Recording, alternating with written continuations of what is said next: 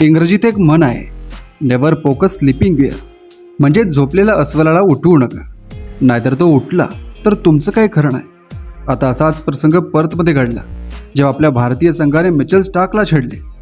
हर्षित राणाने bouncer पाठोपाठ bouncer टाकले आणि स्टार्क त्याला म्हणाला, हर्षित, मी तुझ्याहून जास्त फास्ट बॉल टाकू शकतो. असं दोघांमध्ये बाचाबाची चालू असताना नंतर यशस्वी जयस्वालने जरा यामध्ये जास्तच भर घातली.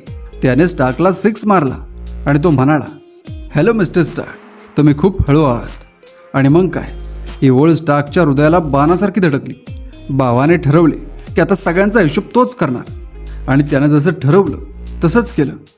पहिल्या इनिंगच्या पहिल्याच बॉलवर जयस्वालला पवेलियनचा रस्ता दाखवण्यात आला. स्टार्कने त्याच्या रागाचा पूर्ण बदला घेतला.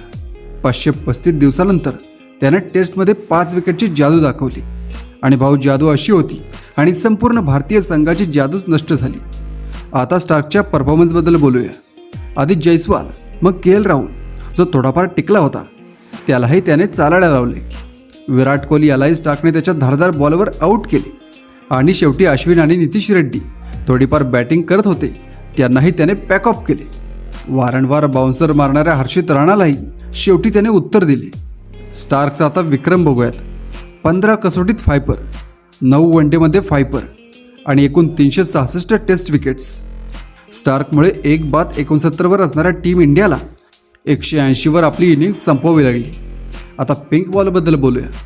या पिंक बॉलचे आणि स्टार्कचे कनेक्शन आश्चर्यकारक आहे. जेव्हा जेव्हा हा बॉल त्याच्या हातात येतो तेव्हा हा माणूस आग ओकतो. स्टार्क हा डे नाईट टेस्टमध्ये सर्वाधिक विकेट घेणारा बॉलर ठरला आहे. स्टार्क आणि जयस्वालबद्दल सोशल मीडियावर तर मीम्सचा पूर आला होता.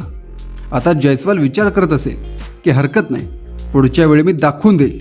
परतमध्येही असाच प्रकार घडला होता. आधी जयस्वाल लवकर आऊट झाला आणि मग मोठी इनिंग खेळली. पण आज स्टार्कचा दिवस होता.